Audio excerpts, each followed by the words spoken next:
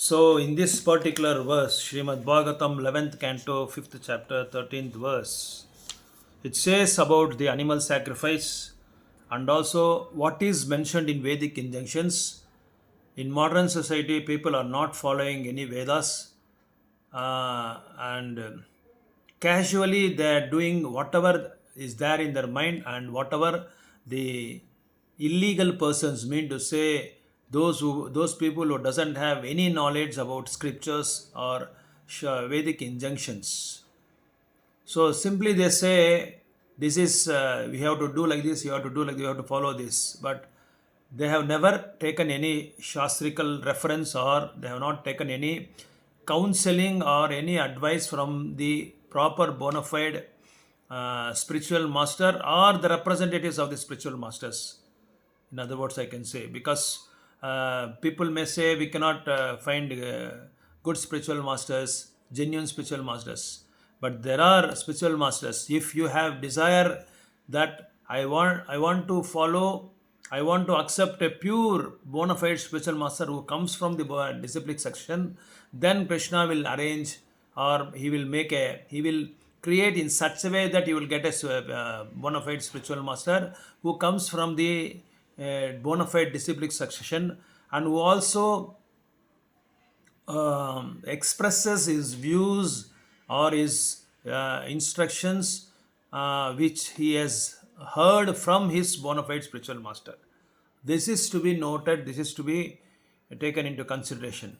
So people do marriages only for and beget children, but only for the sense gratification they beget children. Only for the sense gratification they take up this vivaha samskara. But whereas the shastra says only to beget children, you have to go for a marriage. Otherwise, you have to be totally neglect this particular illegal activities which are against the shastric injunctions.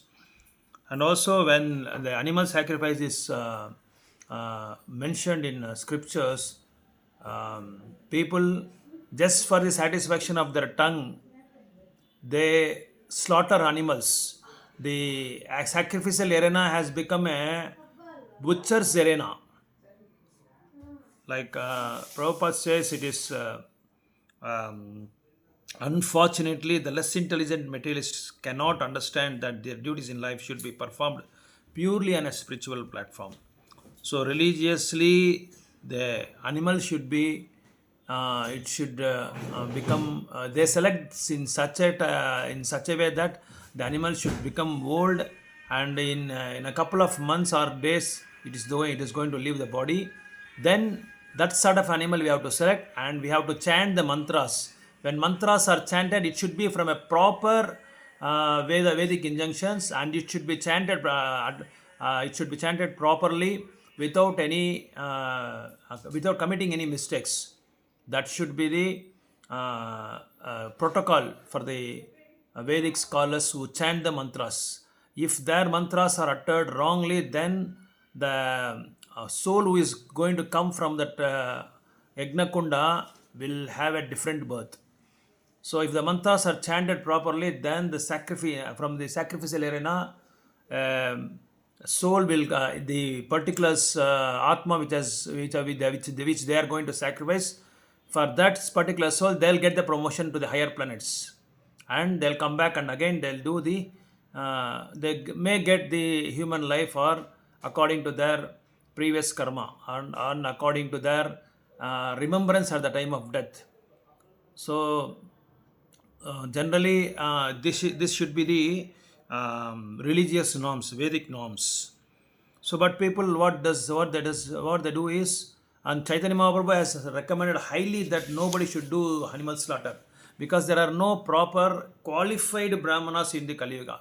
That's why Chaitanya Mahaprabhu has advised not to slaughter the animals, not to slaughter the poor animals, and may put them a stop for the further evolutionary process. Because unfortunately, there are in Kali Yuga, not only in Kali Yuga, generally human beings have these four imperfections, that is cheating tendency, committing mistakes, to be illusioned, and one more, to be illusioned, and cheating tendency, committing mistakes, imperfect senses, and to be illusioned. So by keeping this as a qualification, one cannot one is forced to do some cheating tendency, that rather than following the Vedic injunctions, simultaneously satisfying their senses and gradually elevating themselves. So the conditions was to reject the actual purpose of such apparently materialistic ceremonies and simply become more and more degraded in the ignorance of bodily concept of life. So becoming the bodily concept of life is the greatest drawback or shortcomings in our spiritual process.